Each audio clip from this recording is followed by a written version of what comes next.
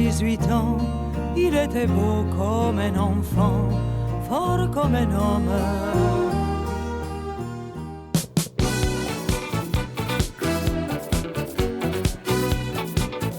Il y a eu l'avant Dalida et l'après Dalida.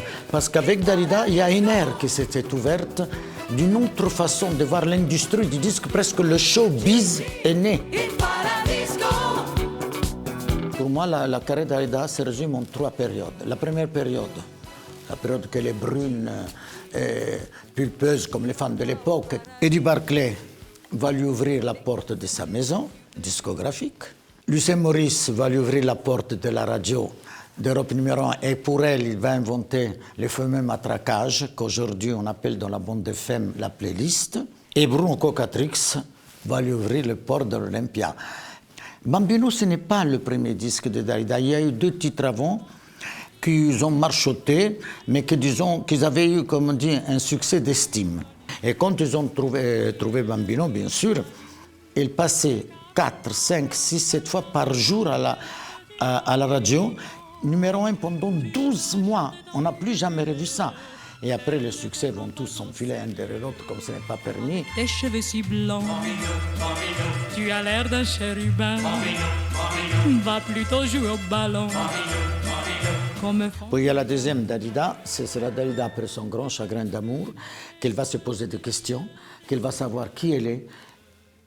Elle va avoir besoin d'une autre nourriture, la nourriture de l'esprit. Elle est revenue, elle a fait ses fameux Olympia en 1971, où elle a changé complètement de répertoire, et j'étais là pour l'aider, voilà, on l'a fait ensemble, par rapport à son désir, parce que c'est elle qui est sur scène et personne d'autre. Et là qu'elle a commencé à chanter Brel, puis, Lama, Michel Sardou, et surtout Léo Ferré. Avec le temps va, tout s'en va, on oublie le visage. Et à la troisième Dalida, et on arrive au chiffre 3, c'est la Dalida folie, la Dalida disco, la Dalida de show à l'américaine, la Dalida qui va oser tout. Et cette Dalida qui reste un peu plus présente dans notre mémoire. Pour être une vraie star, je pense, pour que le public vraiment vous accepte et que vous suive pendant des décennies et décennies, que vous rentrez dans le cœur des gens, il faut que la vie de la femme soit à la hauteur de la vie de la star. Une star, il ne faut pas simplement avoir du succès, vendre des discours, remplir les salles, non. Il faut que le public s'attache à l'être humain. Et de ce côté-là, Dalida et avant Dalida Piaf, ce sont les deux que vraiment le public a partagé toutes leurs peines, qui a assisté leur gloire, leurs échecs, leur bonheur, leur malheur.